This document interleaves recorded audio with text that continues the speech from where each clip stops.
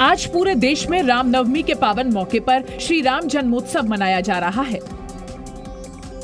रामनगरी में भव्य आयोजन किया गया है और इस मौके पर रामनगरी अयोध्या में खास तैयारी की गई है।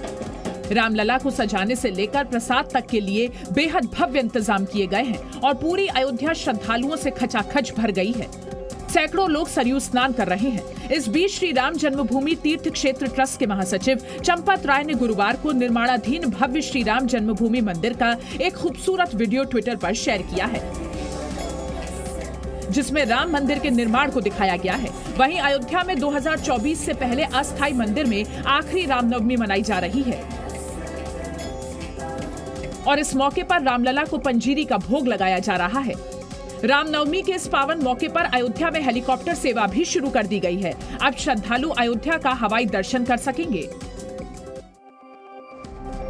पश्चिम बंगाल की मुख्यमंत्री ममता बनर्जी ने कोलकाता में बड़ा बयान दिया है। ममता ने कहा है कि वो रामनवमी के जुलूस को रोकेंगी नहीं, लेकिन अगर किसी मुस्लिम के घर पर हमला हुआ तो वो उसे छोड़ेंगी नहीं। जुलूस निकालना सबका अधिकार है, लेकिन दंगा करने का अधिकार किसी को नहीं है, इसलिए त्योहार को शांति से मनाएं।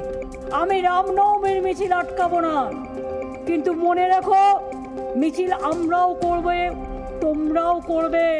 রমজান মাসও চলছে, রোজার মাসও চলছে। একটা মুসলিম এরিয়ায় গিয়ে হামলা করলে মনে রেখো তার বিরুদ্ধে আইনত পদক্ষেপ নেবে। ममता बनर्जी के इस बयान के बाद से सियासत भी शुरू हो गई है। बीजेपी नेता दिलीप घोष ने निशाना साधते हुए ममता बनर्जी पर ट्वीट कर कहा, ममता राज्य बीजेपी अध्यक्ष को गंगा आरती करने से रोकती हैं, फिर खुद गंगा आरती कर हिंदुओं के लिए नकली प्रेम दिखाती हैं। इसके अलावा दिलीप घोष ने ममता पर ईद के लिए 2 दिन की छुट्टी देने और रामनवमी पर कोई छुट्टी नहीं देने पर भी हिंदू विरोधी बताया है। महाराष्ट्र के छत्रपति संभाजी नगर में 2 गुटों में झड़प के बाद पथराव और आगजनी की घटना हुई है। ये झड़प किराटपुरा इलाके में हुई। खबरों के मुताबिक किराटपुरा में एक मंदिर के बाहर 2 युवकों में किसी बात को लेकर विवाद हो गया।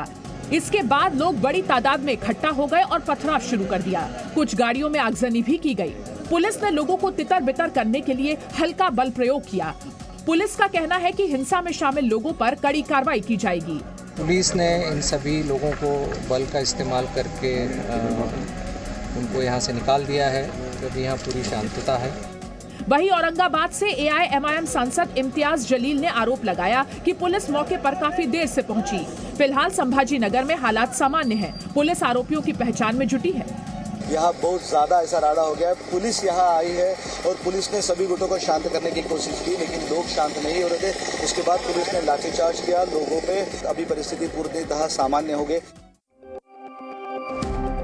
अमृतपाल जब फरार हुआ था तो उसने सपने में भी नहीं सोचा होगा कि उसे दर दर भटकना पड़ेगा। पुलिस उसके पीछे पड़ी है और अब तक वो चकमा देने में कामयाब रहा है, लेकिन इन सब के बीच उसके सरेंडर को देखते हुए पुलिस अलर्ट हो गई है। अमृतपाल के गांव जल्लूपुर खेड़ा में पुलिस फोर्स बढ़ा दी गई है। गांव में आने जाने वाले सभी रास्तों पर पुलिस ने नाकेबंदी कर रखी है। सभी वाहनों की चेकिंग की जा रही है। चर्चा है कि अमृतपाल 1-2 दिन में सरेंडर कर सकता है। पंजाब पुलिस भी हरकत में आ गई है और किसी तरह की लापरवाही न हो, इसके लिए अमृतपाल के गांव में पुलिस फोर्स तैनात कर दी गई है। अच्छे प्रबंध और मजबूत सुरक्षा के प्रबंध हैं वो शहर में किए गए हैं और अब उन प्रबंधों को एक्सटेंड कर दिया गया है गोल्डन टेम्पल तक, क्योंकि दरबार साहब में गोल्डन टेम्पल में श्रद्धालुओं की गिनती बहुत बढ़ गई है। वहीं खबरों के मुताबिक अमृतपाल ने जो वीडियो जारी किया है वो 3 IP एड्रेस के जरिए भेजा गया है। इसे कनाडा, यूनाइटेड किंगडम और दुबई से प्रसारित किया गया है। पंजाब पुलिस ने कई सोशल मीडिया हैंडल्स और वेबसाइट से वीडियो को हटाने की प्रक्रिया शुरू कर दी है। प्रयागराज की MP MLA कोर्ट से उम्र कैद की सजा सुनाए जाने के बाद माफिया अतीक अहमद को वापस साबरमती सेंट्रल जेल भेज दिया गया है। जेल में अब अतीक को कैदी नंबर D17052 के नाम से पहचाना जाएगा। अतीक अहमद का मेडिकल चेकअप करके उसे अकेला रखा जाएगा। आज उसका कोविड टेस्ट किया जाएगा। रिपोर्ट नेगेटिव आने पर अतीक अहमद को हाई सिक्योरिटी बैरक में रखा जाएगा। अतीक को अपने किए गुनाहों की सजा जेल की 4 दीवारी के अंदर ताउम्र भुगतनी है। उमेश पाल अपहरण कांड में अतीक को उम्र कैद की सजा सुनाई गई है। 28 फरवरी 2006 को अतीक अहमद ने अपने गुर्गों के साथ मिलकर उमेश पाल का अपहरण कर लिया था। वहीं समाजवादी पार्टी की विधायक पूजा पाल के भाई राहुल पाल पर धूमनगंज के नीवा में देसी बम से हमले की कोशिश की गई। पूजा पाल ने धूमनगंज थाने में अज्ञात लोगों के खिलाफ तहरीर दी है। राहुल पाल पर यह हमला ऐसे वक्त पर हुआ है जब 2 दिन पहले ही माफिया अतीक अहमद को देशपाल अपहरण मामले में कोर्ट ने उम्र कैद की सजा सुनाई है।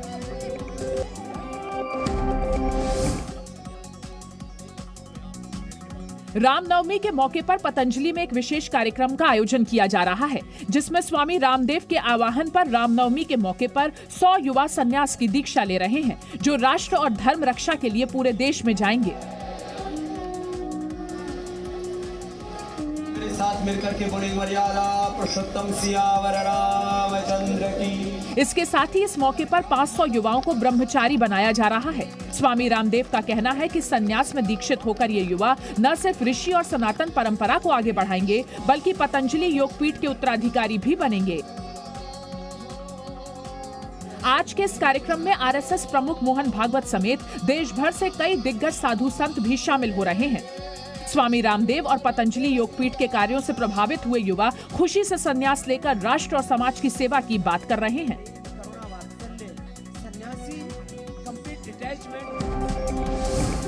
सितंबर 2022 के एक हैंड ग्रेनेड केस में एनआईए ने बुधवार को चार्जशीट जारी की, जिसमें एजेंसी ने लश्कर के 3 आतंकियों के नाम शामिल किए हैं। एनआईए ने लश्कर के 3 गुर्गों मोहम्मद अब्दुल वाजिद, समीउद्दीन और माज हसन के नाम शामिल किए हैं। इन तीनों पर धन जुटाने, विस्फोटक इकट्ठा करने और आतंकवादी संगठन में भर्तियां करने के आरोप हैं। दरअसल साल 2022 के सितंबर महीने में हैदराबाद नागपुर राजमार्ग पर एक गाँव के पास एक सुनसान स्थान पर 4 हैंड ग्रेनेड गिराए गए थे। मोहम्मद वाजिद ने समीउद्दीन के माध्यम से हैंड ग्रेनेड की खेप इकट्ठा की और फिर समीउद्दीन और माज हसन को एक एक ग्रेनेड दिया। दशहरे के दौरान सार्वजनिक समारोह में इसे फेंकने का निर्देश भी दिया। एनआईए ने जिस मोहम्मद अब्दुल वाजिद को गिरफ्तार किया था, उस समय उसके पास से टीम को 20 लाख रुपए भी मिले थे। इसी साल जनवरी में एनआईए ने हैदराबाद पुलिस से ये केस अपने हाथों में लिया था। जयपुर में हुए सीरियल बम धमाके को लेकर सियासत तेज हो गई है। बीजेपी ने इस मामले में आरोपियों को बरी करने को लेकर अशोक गहलोत सरकार पर सवाल उठाए हैं। पूर्व प्रदेश अध्यक्ष सतीश पुनिया ने कहा है कि जिस तरह से सरकार ने केस की पैरवी की, उससे उसकी नीयत पर संदेह होता है। 2019 में इन्हीं में से एक आरोपी को फांसी की और 3 को उम्र कैद की सजा सुनाई गई थी। आज राजस्थान उच्च न्यायालय ने उन सब आरोपियों को बरी कर दिया। इससे पहले जयपुर में हुए सीरियल बम धमाके में हाईकोर्ट ने सभी 4 आरोपियों को बरी कर दिया था। जस्टिस पंकज भंडारी और समीर जैन की बेंच ने दोषियों की ओर से पेश 28 अपीलों पर यह फैसला सुनाया। बेंच ने कहा कि जांच अधिकारी को कानून की जानकारी नहीं है। 13 मई 2008 को जयपुर में सीरियल ब्लास्ट हुए थे। इसमें 71 लोगों की जान चली गई थी, जबकि 180 से ज्यादा लोग घायल हुए थे।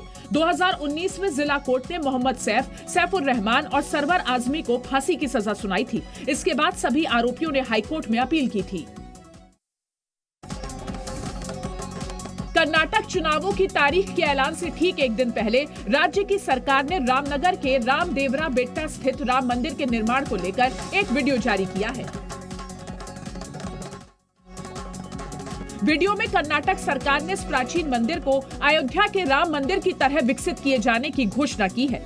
बसावराज बोम्मई के मंत्रिमंडल में शामिल मंत्री अश्वत्थ नारायण को इसकी जिम्मेदारी दी गई है। मंत्री अश्वत्थ नारायण ने इसके लिए अयोध्या तक की यात्रा कर ली और शुरुआती काम के लिए सरकार ने बजट में 40 लाख रुपए का आवंटन भी कर दिया।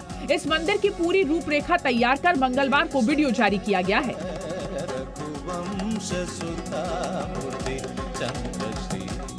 मंदिर निर्माण और विकास में आने वाला कुल खर्च 120 करोड़ के आसपास बताया गया है। हालांकि कांग्रेस सरकार ने इस कदम को चुनावी स्टंट बताया है। कांग्रेस ने कहा है कि धर्म के नाम पर वोट लेने की कोशिश है, क्योंकि सरकार का काम मंदिर मस्जिद बनवाना नहीं है।